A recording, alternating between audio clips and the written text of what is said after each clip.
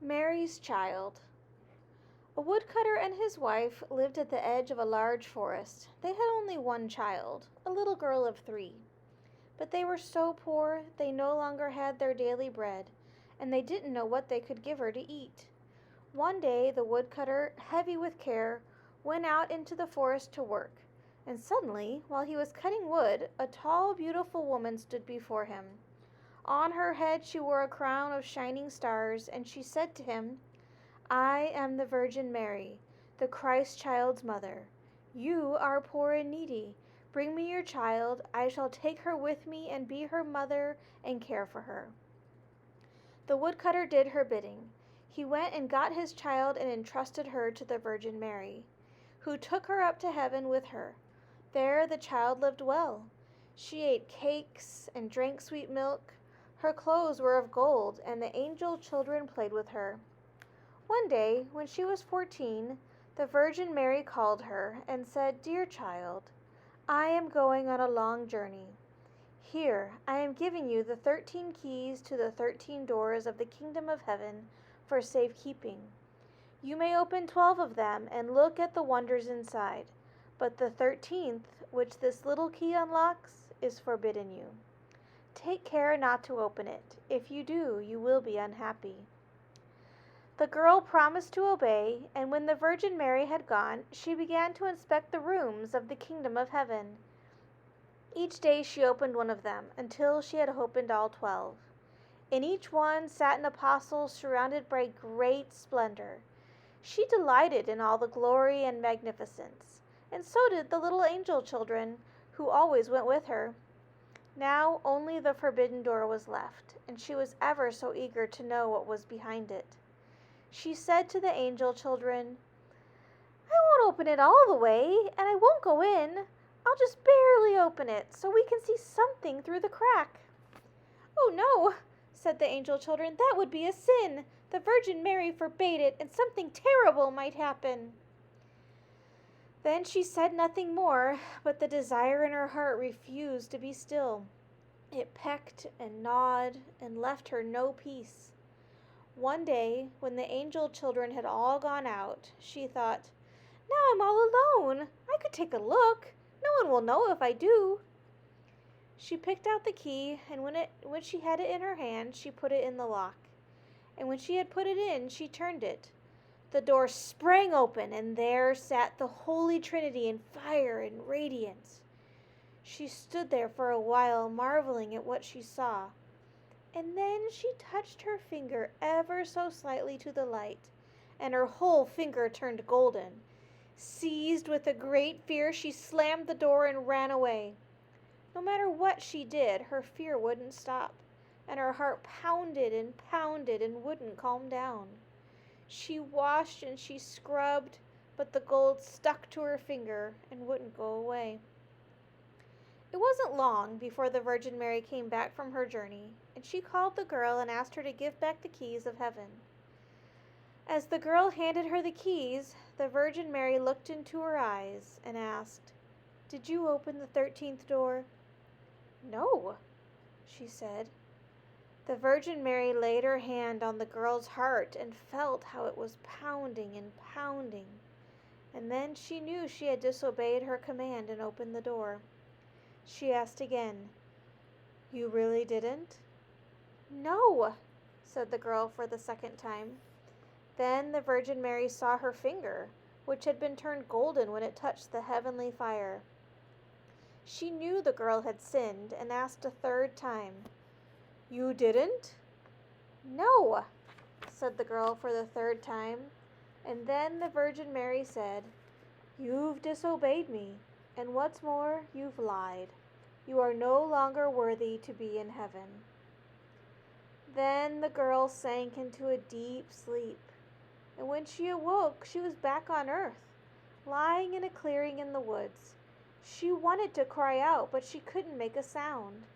She jumped up and wanted to run away, but whichever way she turned, the way was blocked by dense, thorny thickets. She couldn't break through. In the clearing where she was imprisoned, there was an old hollow tree, and that was where she had to make her home. When night came, she crawled inside and slept. When it rained and stormed, she found shelter there. But it was a wretched life, and when she remembered how lovely it had been in heaven and how the angel children had played with her, she wept bitterly. Roots and wild berries were her only food, and she went looking for them as far as she could go. In the autumn she gathered fallen nuts and leaves and brought them to her hollow tree. The nuts were her winter food, and when the snow and ice came she crawled into the leaves like a poor little animal to keep from freezing. Soon her clothes were torn and fell off her body piece by piece. As soon as the sun shone warm again, she went out and sat beside the tree. Her long hair covered her all around like a coat. Year after year she sat there and felt the hardship and misery of the world. One day, when the leaves were fresh and green again, the king of the country went hunting in the forest. He was chasing a deer, and because the deer had fled into the thicket surrounding the clearing, he had got down off his horse, parted the brambles, and hacked out a path for himself with his sword. When at last he made his way through, he saw a beautiful girl sitting under the tree, covered to the tips of her toes by her golden hair. He stopped and looked at her with amazement, and then he spoke to her, saying, "Who are you? Why are you sitting here in the wilderness?" But she didn't answer, for she couldn't open her mouth. The king spoke again, "Will you come with me to my palace?" At that she nodded her head a little. The king picked her up in his arms and carried her to his horse and rode home with her. And when they came to the royal palace, he saw to it that she was dressed in beautiful clothes and given plenty of everything. And though she couldn't speak, she was so winsome and beautiful that he fell in love with her, and soon they were married.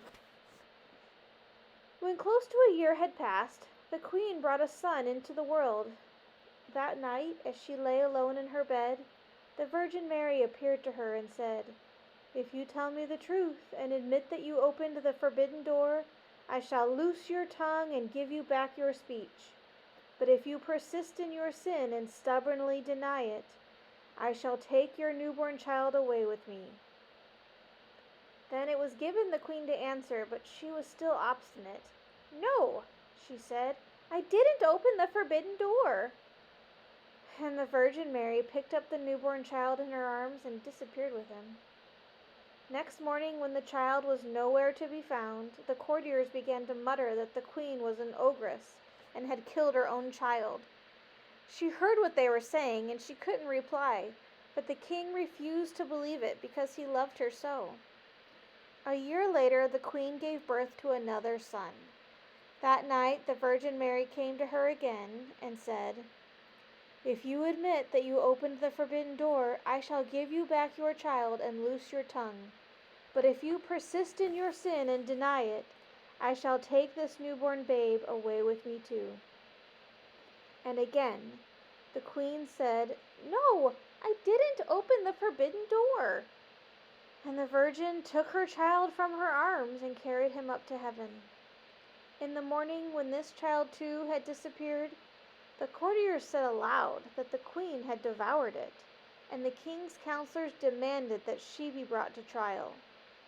But the king loved her so much that he refused to believe it and forbade his counselors to speak of it on pain of death. The next year, the queen gave birth to a beautiful baby girl. For the third time, the Virgin Mary appeared to her during the night and said, "Follow me." She took her by the hand and led her up to heaven, and showed her her two eldest children, who were laughing and playing with the globe. When the king showed her how happy she was, the Virgin Mary asked, "Has your heart softened now? If you admit that you opened the forbidden door, I shall give you back your two sons." But the queen answered for the third time, "No, I didn't open the forbidden door." At that, the Virgin made her sink down to earth again and took away her third child with the others.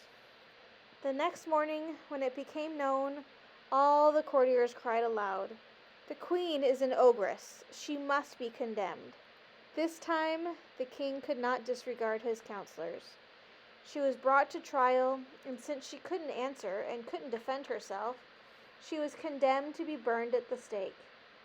The wood was piled up, and when she was bound to the stake and the fire began to burn all around her, the hard ice of pride melted, and her heart was moved with remorse, and she thought, "If only I could confess before I die that I opened the door." Then her voice came back to her, and she cried, "Yes, Mary, I did it."